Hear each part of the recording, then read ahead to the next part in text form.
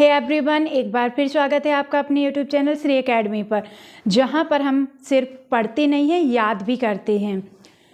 तो हम सभी जानते हैं कि जो हमारा आयोग है, आयोग ने अपना 2024 का जो प्री और मेंस होने वाला है, इसके लिए इसने अपना सिलेबस चेंज कर दिया है। तो जो हमारी फर्स्ट यूनिट है, जिसमें पहले एमपी हुआ करती थी, जिसमें हम एमपी की हिस्ट्री और आर्ट एंड कल्चर पढ़ा करते थे, अब हम अपनी यूनिट फर्स्ट में क्या पढ़ने वाले हैं? इंडियन हिस्ट्री पढ़ने वाले हैं। साथ ही साथ इसमें हम इंडिया का आर्ट एंड कल्चर पढ़ने वाले हैं। तो उसी का पहला टॉपिक है हमारा, उसी का जो हमारा सिलेबस है प्री का, उसका पहला टॉपिक है प्राचीन भारतीय ज्ञान परंपरा। इसमें हमें पढ़ना था संकल्पना एवं विचार। तो सबसे पहले जो हमारा टॉपिक था प्राचीन भारतीय ज्ञान परंपरा, तो हम स्टार्ट करते हैं इसको, जिसमें हम क्या क्या पढ़ेंगे उसकी हम रूपरेखा देख लेते हैं। तो सबसे पहले हम पढ़ेंगे भारतीय ज्ञान परंपरा क्या है, क्या इसकी परिभाषा है, इसके बारे में हम जानेंगे।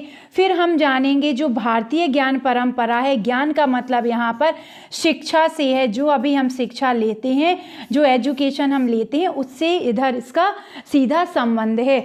तो जो भारतीय ज्ञान परंपरा यानी जो प्राचीन समय में जो शिक्षा ग्रहण की जाती थी, उसमें किस तरह की शिक्षा ग्रहण की जाती थी, हम वो देखेंगे। तो हम देखेंगे कि इसमें दो तरह से वैदिक काल और बौद्ध काल में जो हमारी ज्ञान परंपरा थी, उसको डिवाइड करके रखा था। कितने भागों में? वैदिक काल में और बौद्ध काल में। तो इसमें जो वैदिक काल था, वैदिक काल में हम पढ़ेंगे शिक्षा व्यवस्था कैसी थी, जब शिक्षा शुरू करते थे तो कौन सा संस्कार किया जाता था। फिर हम देखेंगे पाठ्यक्रम क्या है, जो यानी अभी हमारा सिलेबस हम जिसको बोलते हैं, तो वही है पाठ्यक्रम क्या हुआ करता था, किन किन विषयों की हमें शिक्षा लेनी होती थी, हम उसके बारे में देखेंगे। फिर जो शिक्षा की या पाठ्यक्रम की अवधि होती थी, हम उसके बारे में देखेंगे। और जब शिक्षा शुरू की जाती थी, या जो शिक्षा की अभी जैसे कि हमारा होता है कि इतने साल में आपको हायर एजुकेशन लेनी चाहिए, फिर इतने जो मतलब आपकी 10th हो जानी चाहिए, 12th हो जानी चाहिए, फिर हम बोलते हैं ग्रेजुएशन हो जानी चाहिए, फिर पोस्ट ग्रेजुएशन। तो वही सब, तो उसके लिए आयु कितनी निर्धारित की गई थी, हम वो देखेंगे। फिर जिस तरह से अभी आपको उपाधियां दी जाती हैं, तो उस समय भी उपाधियां प्रदान की जाती थी। उपाधियों से मतलब है यहाँ डिग्रियां, जैसे अभी वर्तमान समय में डिग्री दी जाती है, तो उस समय पर उपाधियां दी जाती थी, तो हम उसके बारे में देखेंगे। फिर जो दूसरा पीरियड आता था बौद्ध काल, तो बौद्ध काल में शिक्षा का क्या उद्देश्य, बौद्ध काल में भी हम इन्हीं सब चीज़ों को देखेंगे, यानी शिक्षा व्यवस्था कैसी थी, क्या संस्कार होते थे, क्या पाठ्यक्रम था और क्या उपाधियाँ दी जाती थी। इन सब के बाद हम आज की क्लास में पढ़ेंगे कि हमारी जो प्राचीन ज्ञान परंपरा है, इसमें शिक्षा का क्या उद्देश्य हुआ करता था, जो ज्ञान था, ज्ञान एजुकेशन थी, जो उसका क्या उद्देश्य था, किस उद्देश्य से शिक्षा दी जाती थी, हम उसके बारे में देखेंगे। फिर इसके बाद जो शिक्षा दी जाती थी, उसको जानने का आधार क्या हुआ करता था, हम इसके बारे में पढ़ेंगे। फिर अंत में हम पढ़ेंगे भारतीय ज्ञान परंपरा की क्या विशेषताएं थी, भारतीय ज्ञान परंपरा जो हमारी प्राचीन भारतीय ज्ञान परंपरा है, उसकी क्या विशेषताएं थी। तो हम इन सबको बहुत अच्छे से पढ़ने वाले हैं। यहाँ पर हम जितने भी टॉपिक या जो भी इससे रिलेटेड पढ़ेंगे, तो हम किसी भी टॉपिक पर हमें पीएचडी नहीं करनी है। हम यहाँ पर सिर्फ आपकी एग्जाम में कैसे प्रश्न बन सकते हैं, हम उसके अकॉर्डिंग पढ़ने वाले हैं। तो आपको इस क्लास को बिल्कुल मिस नहीं करना है, हमारे साथ जुड़े रहना है। मैं हूँ श्वेता चौरसिया, एक बार फिर स्वागत है आपका अपने यूट्यूब चैनल श्री एकेडमी पर। तो चलिए हम स्टार्ट करते हैं अपनी क्लास को।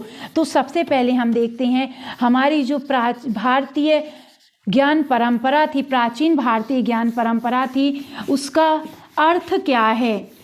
यहाँ पर तो सिलेबस में एक टॉपिक डाल दिया गया, प्राचीन भारतीय ज्ञान परंपरा। हम तो इसको समझते ही नहीं कि ये क्या है।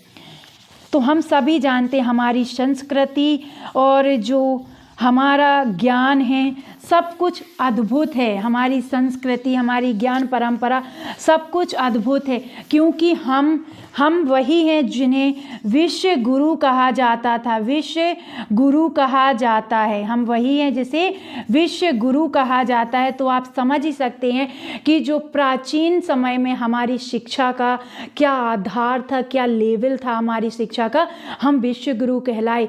चाहे आपकी शल्य चिकित्सा का ज्ञान हो, हम ही ने सब जगह फैलाया, पूरे ब्रह्मांड में, पूरे दुनिया में हम ही ने अपने जो ज्ञान है उसको फैलाया। चाहे आपकी जीरो की शुरुआत हो, वो हमसे ही हुई है। मतलब आपका जो भी ज्ञान रहा हो, हर चीज़ की शुरुआत किसने की? भारत ने की है। भारत की जो शिक्षा व्यवस्था थी, जो ज्ञान परंपरा है, ये अद्वितीय है। क्या है? अद्वितीय है, अद्भुत है। इसका कोई कंपटीशन है ही नहीं, कोई कंपैरिजन इसका है ही नहीं। इतनी अद्भुत है हमारी ज्ञान परंपरा। तो चलिए अब हम देखते हैं भारतीय ज्ञान परंपरा क्या थी। तो इसमें आप सबसे पहले हेडिंग लिखिए, भारतीय ज्ञान परंपरा। हम इसमें पढ़ेंगे इस जो आपकी भारतीय ज्ञान परंपरा थी, ये आपकी अद्वितीय ज्ञान और प्रज्ञा का प्रतीक थी। ये आपकी अद्वितीय ज्ञान और प्रज्ञा का प्रतीक थी। आप नोट्स बनाते चलिए। क्या? आप नोट्स बनाते चलिए। जो हमारी भारतीय ज्ञान परंपरा अद्वितीय ज्ञान और प्रज्ञा का प्रतीक है, अद्वितीय ज्ञान और प्रज्ञा का प्रतीक है। अगला जो इसमें हम देखेंगे, इसमें ज्ञान और विज्ञान, लौकिक परलौकिक, कर्म धर्म भोग त्याग, सबका आपको अद्भुत समन्वय देखने को मिलता है। यानी जो हमारी प्राचीन भारतीय ज्ञान परंपरा है, इसमें आपको कर्म हो, धर्म हो, ज्ञान हो और आपका विज्ञान हो, लौकिक परलौकिक, साथ ही साथ आपका भोग त्याग, सभी का एक अद्भुत मिश्रण, अद्भुत समन्वय देखने को इसमें हमें मिलता है। तो जो हमारी प्राचीन भारतीय ज्ञान परंपरा है, इसमें ज्ञान और विज्ञान आपको याद रखना है, ज्ञान और विज्ञान का समन्वय है। इसमें आपको याद रखना है, इसमें लौकिक और परलौकिक ज्ञान का भी समन्वय है। साथ ही साथ इसमें कर्म और धर्म के बारे में भी बताया गया है, कर्म क्या क्या होते थे, धर्म के बारे में भी। साथ ही साथ इसमें भोग और त्याग के बारे में भी बताया गया है, जो हमारी प्राचीन भारतीय ज्ञान परंपरा है। अब आप इसमें अगली हेडिंग लिख लीजिए। आप इसमें अगली हेडिंग लिखिए कि जो हमारी प्राचीन भारतीय ज्ञान परंपरा थी, इसमें जो शिक्षा व्यवस्था थी आपकी 2 कालों में डिवाइडेड थी। तो आपको याद रखना है कितने भागों में? 2 भागों में शिक्षा दी जाती थी। तो सबसे पहला पार्ट हम पढ़ेंगे किसके बारे में? हमने बताया आपको वैदिक काल और बौद्ध काल। तो हम सबसे पहले देखेंगे कि वैदिक काल में शिक्षा व्यवस्था कैसी थी। वैदिक काल में शिक्षा व्यवस्था हमारी कैसी थी, हम इसके बारे में पढ़ेंगे। तो हम इसमें देखेंगे जो हमारी सबसे पहला हमने आपको क्या बताया था, हम पढ़ेंगे शिक्षा व्यवस्था के बारे में। तो हम देखते हैं हमारी शिक्षा व्यवस्था कैसी थी। शिक्षा व्यवस्था हम देखेंगे, इसमें हमारी जो शिक्षा व्यवस्था थी वो कैसी थी। तो इसमें आपको शिक्षा जो थी वो 2 चरणों में ली जाती थी।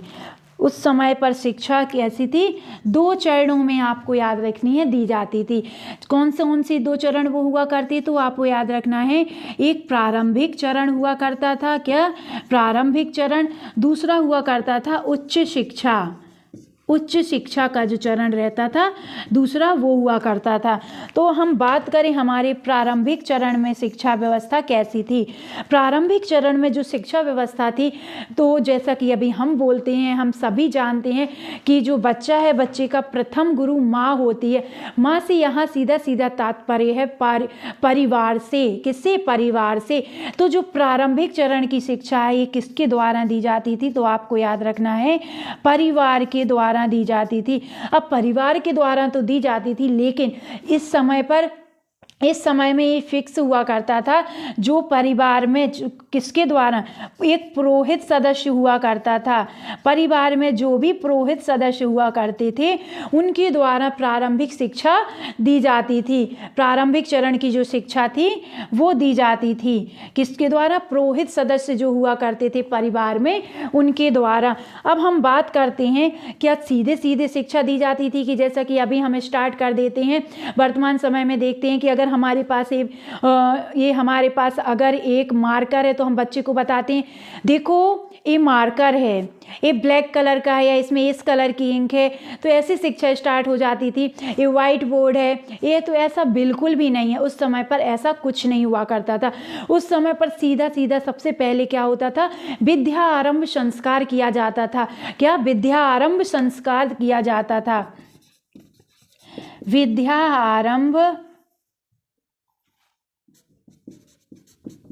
विद्या आरंभ संस्कार किया जाता था।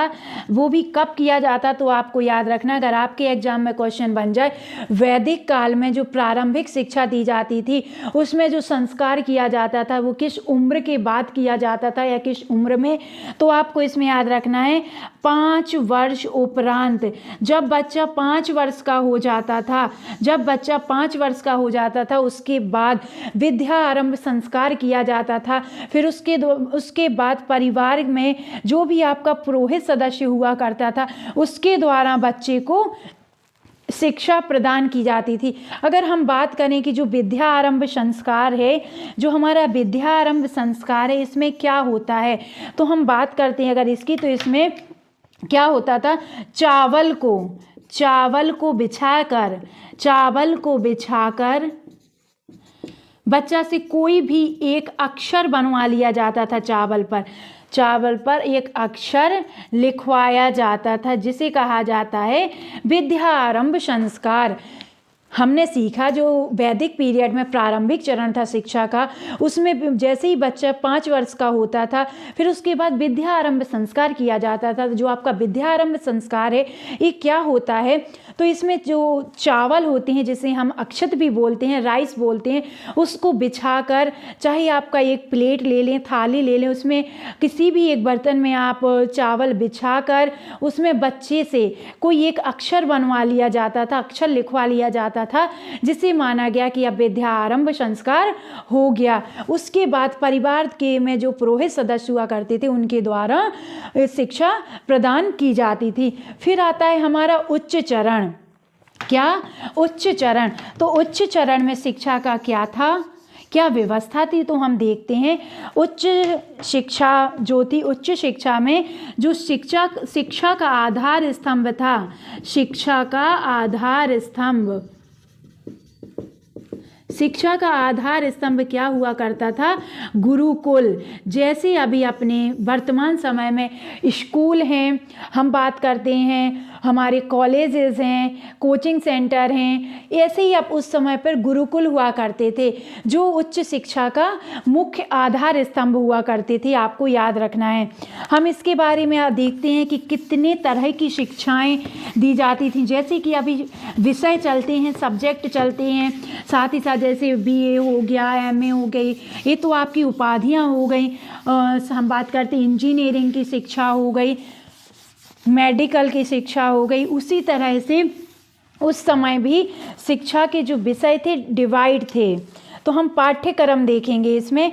तो सबसे पहले आपको याद रखना है जो गुरुकुल में आपको उच्च शिक्षा दी जाती थी, गुरुकुल आपके क्या थे, उच्च शिक्षा के आधार स्तंभ थे। उच्च शिक्षा के आधार स्तंभ थे आपके गुरुकुल, आपको याद रखना है। और साथ ही साथ आपको इसमें याद रखना है, इसमें भी शिक्षा ऐसी स्टार्ट नहीं हो जाती थी कि हमने प्रारंभिक शिक्षा ले ली है तो हमारा संस्कार हो गया था विद्या आरंभ, तो अब हम शिक्षा आगे की स्टार्ट करते हैं, तो ऐसा बिल्कुल भी नहीं होता था। जब आप उच्च शिक्षा लेने जाते थे तब भी आपका संस्कार होता था, तब भी आपका विद्या आरंभ संस्कार होता था, जिसका नाम था उपनयन संस्कार। जिसका नाम क्या है, उपनयन संस्कार। उपनयन संस्कार, जब हम संस्कार पढ़ेंगे तब हम उसमें उपनयन संस्कार को और भी डिटेल के साथ पढ़ेंगे। अभी आपको याद रखना है जो उच्च शिक्षा के प्रारंभ करने से पहले जो संस्कार होता था, अगर आपके एग्जाम में क्वेश्चन पूछ लिया जाए वैदिक पीरियड में उच्च उच्च शिक्षा से पहले कौन सा संस्कार कराया जाता था, कौन सा संस्कार होता था, तो आपको याद रखना है उपनयन संस्कार होता था। अगर आप आज भी इसको करवाना चाहते हैं तो आप गायत्री शक्तिपीठ से संपर्क करें, वो आपके जितने भी 16 संस्कार होते हैं वो सब बहुत आराम से, बहुत अच्छे से, फ्री ऑफ कॉस्ट कराते हैं। अगर आप अपनी जो हमारी परंपराएं रही हैं उनसे आप अगर अभी भी जुड़ना चाहते हैं तो आप इजीली जुड़ सकते हैं। जो हमारी गायत्री शक्तिपीठ है वो इजीली इन सब चीज़ों को करवाती है, आपकी जो परंपराएं हैं उनसे आपको मिलवाती है। चलो ये तो बात हो गई। अब हम बात करते हैं जो उपनयन संस्कार है वो आपकी उच्च शिक्षा से पहले कराया जाता था। इसमें जो आपकी उपनयन संस्कार था तो ये ऐसे ही नहीं होता था कि मतलब जैसे कि वहाँ पर वर्ण व्यवस्था थी उस समय पे, ब्राह्मण, क्षत्रिय, शूद्र, वैश्य, तो ऐसा नहीं था कि सबके लिए बराबर एज थी कि मतलब ब्राह्मण के लिए भी 10 वर्ष थी और आपके वैश्य के लिए भी 10 वर्ष थी, शूद्र के लिए भी, तो मतलब कभी भी कोई भी शिक्षा लेने चला जाए तो ऐसा बिल्कुल भी नहीं था। वहाँ पर जो उपनयन संस्कार होते थे वो वर्ण व्यवस्था के आधार पर होते थे। मतलब जो आपकी उच्च शिक्षा निर्धारित थी वो कैसी थी, वर्ण व्यवस्था के आधार पर थी। कैसी? वर्ण व्यवस्था के आधार पर। इसका मतलब ये है कि जो आपकी ब्राह्मण था, जो आपका ब्राह्मण था जो आपका, वो 8 वर्ष की आयु से उच्च शिक्षा को पा सकता था। लेकिन जो आपका क्षत्रिय था, क्षत्रिय के लिए 10 वर्ष निर्धारित की गई उम्र, क्षत्रिय के लिए 10 वर्ष निर्धारित थी कि ये तब जाकर अपनी उच्च शिक्षा ग्रहण कर सकते हैं। लेकिन जो आपके वैश्य थे तो वैश्य के लिए कहीं कहीं उम्र 11 वर्ष देखने मिल जाती है, तो कहीं कहीं उम्र इनकी 12 वर्ष देखने मिल जाती है। और जो आपको शूद्र थे, शूद्र को उच्च शिक्षा लेने का अधिकार नहीं था।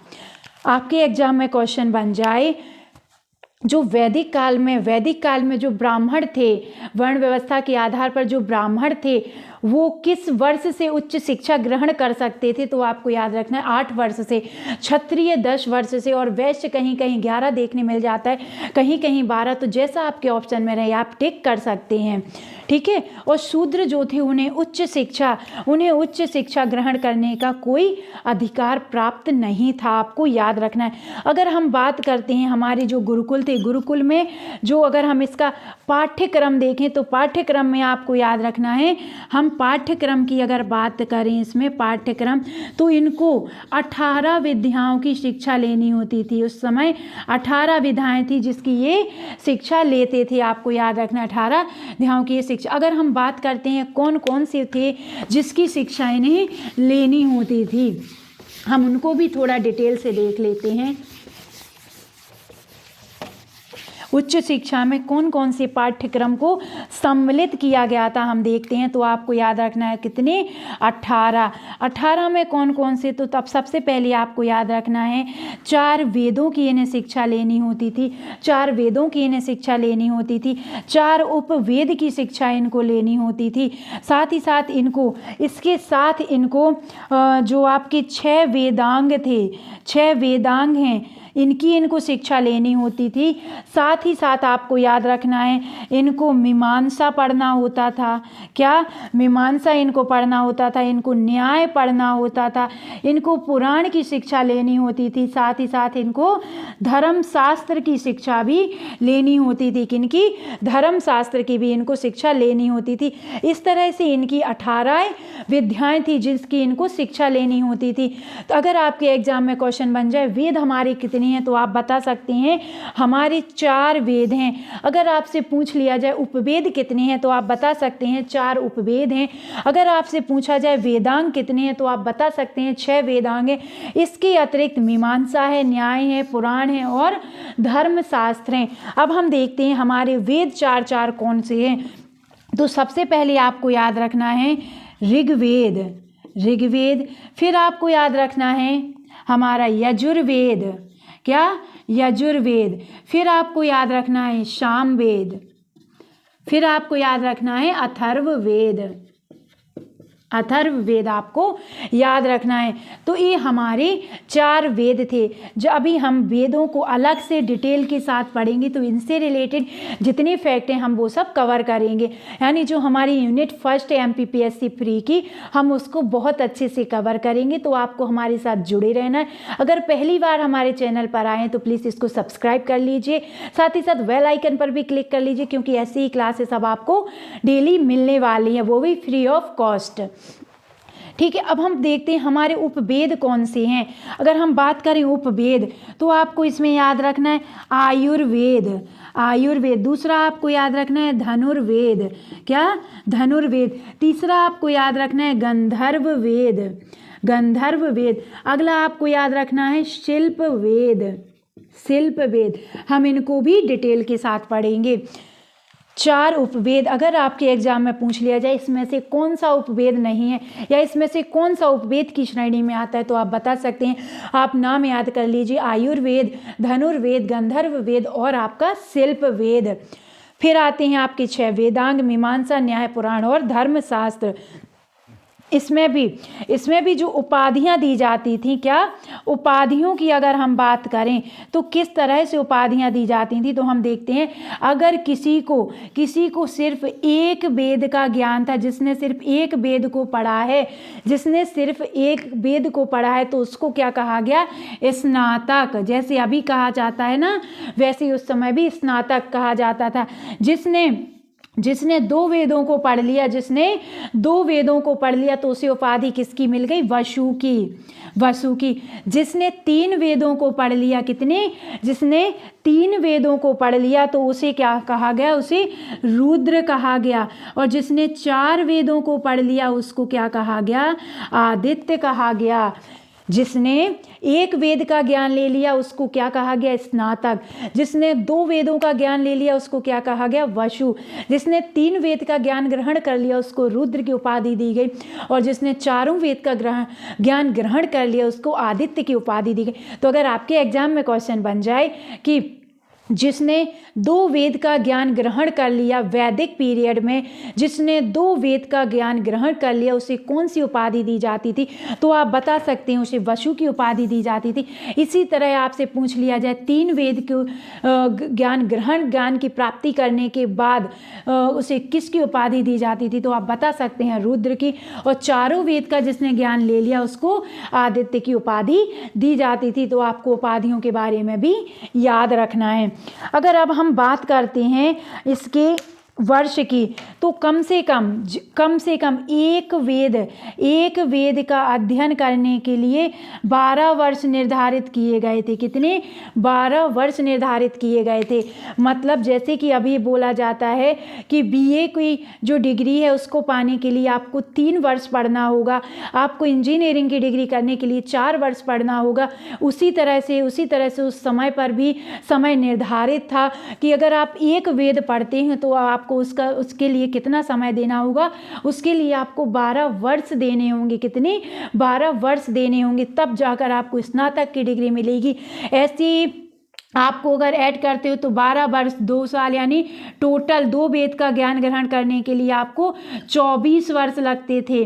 फिर ऐसे ही आपको 3 वेद का ज्ञान ग्रहण करने के लिए फिर 12 वर्ष अतिरिक्त देने होते थे।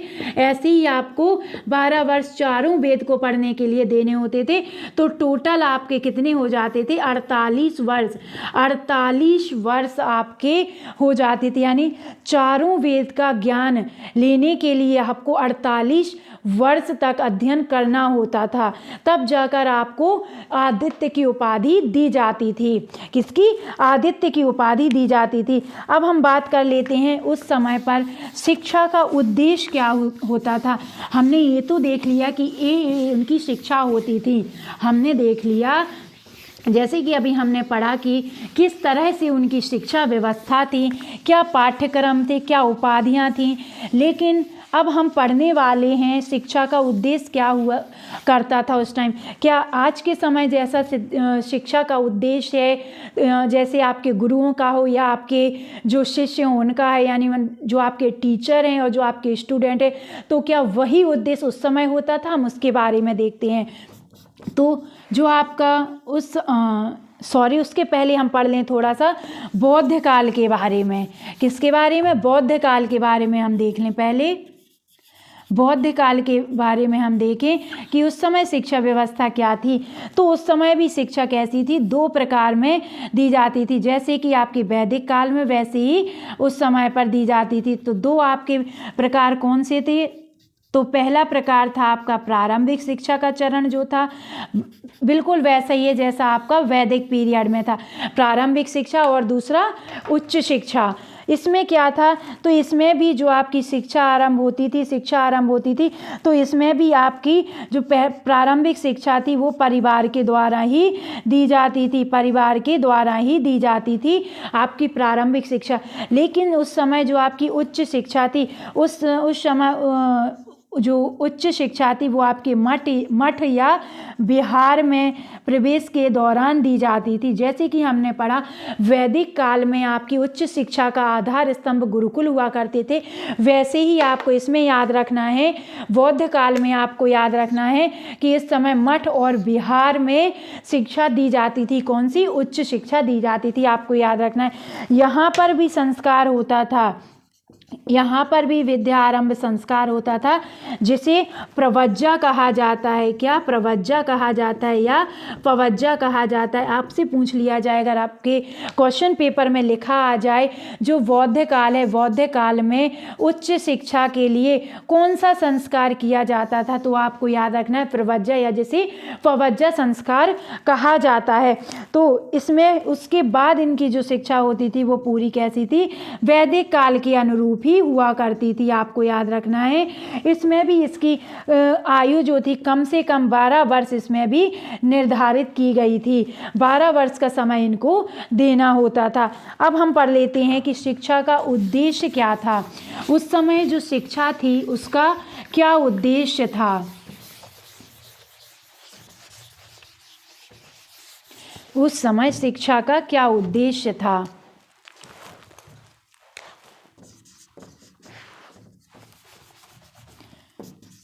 अगर आपको पढ़ने में मज़ा आ रहा है, अच्छा लग रहा है हमारे द्वारा जो आपको इन्फॉर्मेशन दी जा रही है, तो प्लीज़ क्लास को लाइक कर दीजिए, जल्दी से कमेंट भी कर दीजिए और शेयर करना तो बिल्कुल भी नहीं भूलना है, क्योंकि हम आपके लिए सबसे पहले लेकर आए हैं आपका ये टॉपिक।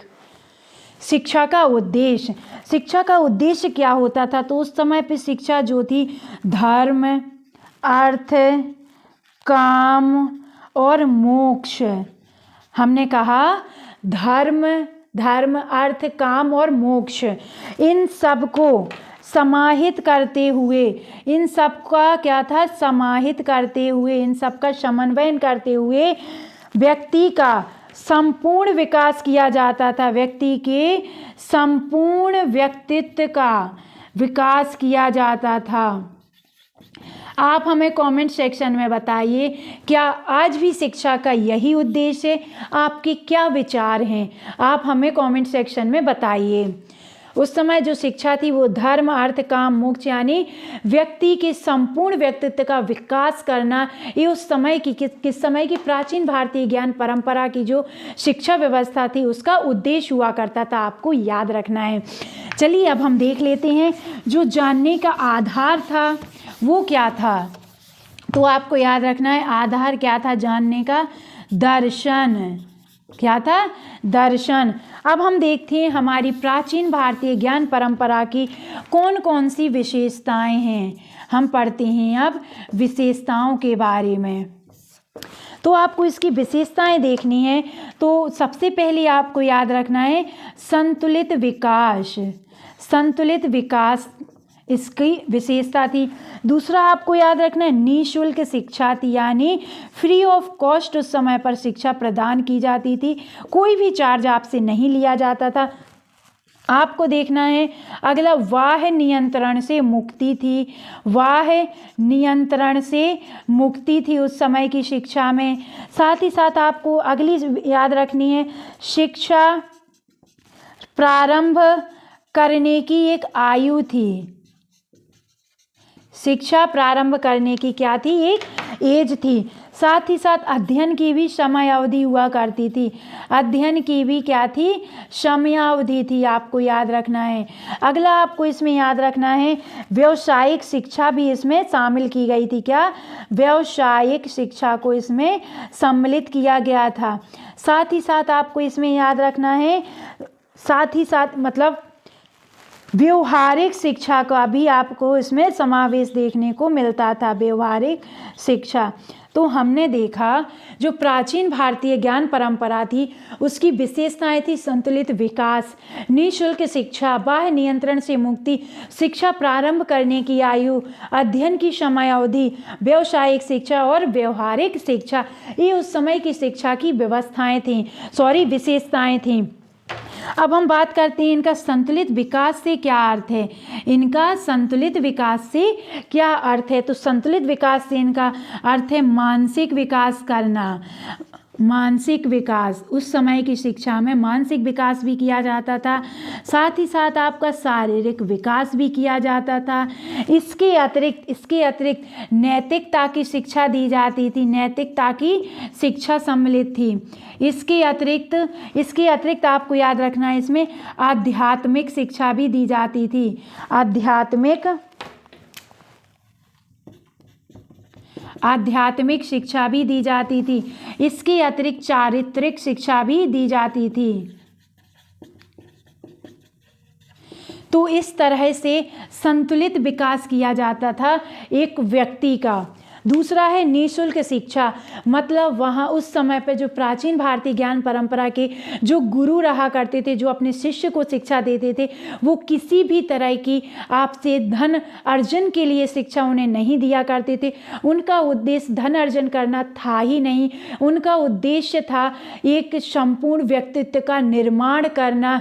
क्या था उनका उद्देश्य? एक संपूर्ण व्यक्तित्व का उनका निर्माण करना। बस जो आपके शिष्य हुआ करते थे, जो अपनी मर्जी से उन्हें गुरु दक्षिणा दे दिया करते थे, वही उनकी दक्षिणा हो जाती थी। इसके अतिरिक्त उनका उद्देश्य धन अर्जन करना बिल्कुल भी नहीं था। अगर कोई शिष्य ऐसा नहीं कि गुरु दक्षिणा नहीं दे रहा है तो उसको शिक्षा ना दी जाए, तो ऐसा कुछ बिल्कुल भी नहीं था। उस समय पर बाकायदा आपको फ्री ऑफ कॉस्ट शिक्षा दी जाती थी। आपको याद रखना है बाह्य नियंत्रण से मुक्ति। इसका अर्थ है कि सिर्फ और सिर्फ जो गुरुकुल थे, जो आपके मठ थे, जो विहार थे, उनके जो शिष्य हुआ करते थे, सिर्फ उनका उन पर अधिकार था। बाह्य नियंत्रण से मतलब है यहाँ पर जो उनके पारिवारिक सदस्य हुआ करते थे वो इसमें कोई इंटरफेयर नहीं करते थे, जैसा कि आज के समय में होता है। अगर कोई टीचर ने किसी स्टूडेंट को कुछ कह दिया तो कल के दिन उनके माँ बाप या परिवार से कोई भी सदस्य पहुँच जाता है कि आपने ऐसा क्यों कहा या ऐसा हुआ क्यों। मतलब जैसा कि अभी इंटरफेयर है, उस समय पर ऐसा बिल्कुल भी नहीं था। सिर्फ गुरु और शिष्य, इनके मध्य कोई नहीं आता था। आपको याद रखना है शिक्षा प्रारंभ करने की आयु, हमने आपको बताया है कि कब इनकी प्रारंभिक शिक्षा स्टार्ट होती थी, कब इनकी उच्च शिक्षा स्टार्ट करते थे ये, फिर कितनी आयु हुआ करती थी, किस जो आपकी वर्ण व्यवस्था थी, तो हमने आपको सब कुछ बताया है कि इनकी आयु क्या थी। अध्ययन की समयावधि भी हम आपको बता चुके हैं कि कम से कम 12 वर्ष तो इन्हें एक वेद के लिए देना होता था। इसी तरह से कम 12 वर्ष तो इनको देने ही होते थे अपनी उच्च शिक्षा के लिए।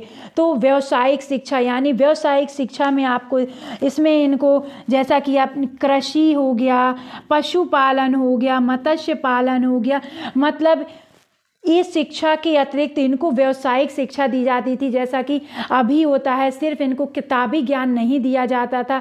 अगर आप गुरुकुल मठ या विहार से निकलते हो तो कल के दिन अपना घर कैसे चलाओगे, कैसे आप अपनी जो आय होगी उसको नियंत्रण करोगे, कैसे अपनी आय अर्जित करोगे, इन सब की शिक्षा इनको दी जाती थी। आय अर्जन के साधन इनको बताए जाते थे। फिर आती है व्यवहारिक शिक्षा, जो कि अभी बिल्कुल समाप्त हो चुकी है। एक किसी भी स्कूल में नहीं सिखाया जाता है कि आपको किससे कैसा व्यवहार करना चाहिए। सिर्फ और सिर्फ अपनी जो आज का एजुकेशन सिस्टम देखें, सिर्फ और सिर्फ डिग्री और स्कोर कार्ड तक सीमित रह गया है। सिर्फ आपका जो परसेंटेज है, जो आपका स्कोर कार्ड है, वहीं तक सीमित रह गया है। लेकिन उस समय ऐसा नहीं था। उस समय व्यवहारिक शिक्षा का भी बहुत ज़्यादा महत्व था। व्यवहारिक शिक्षा से यहाँ मतलब है कि कैसे आपको अपने बड़ों से के सामने पेश आना है, कैसे आपको अपने छोटों के साथ पेश आना है, कैसे अपने गुरुओं के साथ आपको पेश आना है, मतलब सारी जो व्यवहारिकता से आप समझ ही सकते हैं, सारी शिक्षाएं आपको यहाँ इस समय पे दी जाती थी। तो आई होप दोस्तों, जो हमारी प्राचीन भारतीय ज्ञान परंपरा थी, आपके एग्ज़ाम के प्रोस्पेक्टिव व्यू से जितने आपके एग्ज़ाम में क्वेश्चन बन सकते थे, हमने उसके अकॉर्डिंग इस टॉपिक को कवर करने की कोशिश की है। आई होप आपने हमारे साथ नोट्स भी बना लिए होंगे, साथ ही साथ आपको समझ भी आ गया होगा।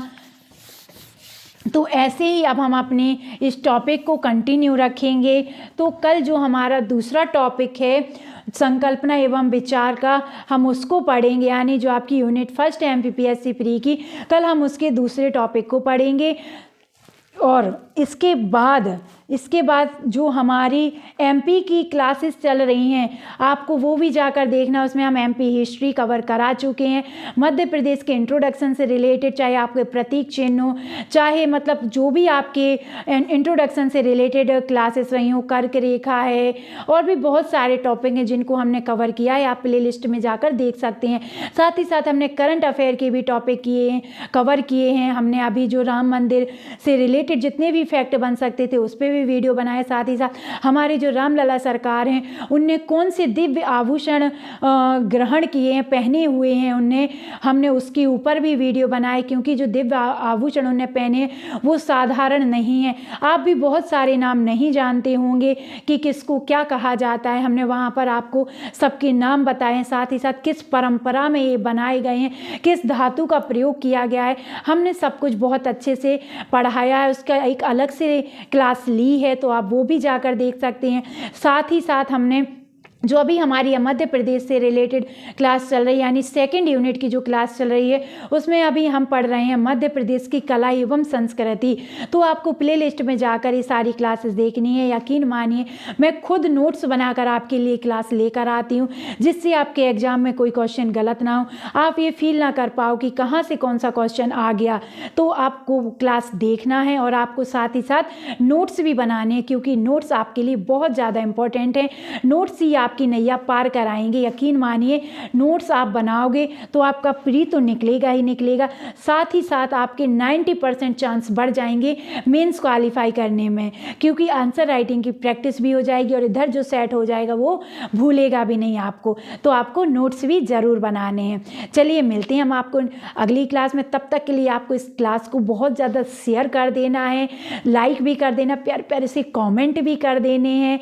ठीक है, कमेंट आते हैं आपके तो, और साथ ही लाइक आते हैं, शेयर आते हैं, तो थोड़ा सा मोटिवेशन मिलता है, प्रेरणा मिलती है कि हम आपके लिए ऐसे ही प्यारी प्यारी क्लासेस और लेकर आएँ, क्योंकि हमारा उद्देश्य भी सिर्फ आपको पढ़ाना है, कंटेंट प्रोवाइड करवाना है, कि आपको जो महंगी कोचिंग क्लासेस हैं आप वो ज्वाइन नहीं कर सकते हैं। तो बस वही उद्देश्य है हमारा कि हमसे जितना हो पाए आपके लिए हम आपकी हेल्प कर पाएँ। तो बस उसी हेल्प के उद्देश्य से हम आपके लिए क्लास लेकर आते हैं, कंटेंट लेकर आते हैं। तो आपको भी थोड़ा सा सपोर्ट करना है और इस क्लास को ज़्यादा से ज़्यादा शेयर करना है।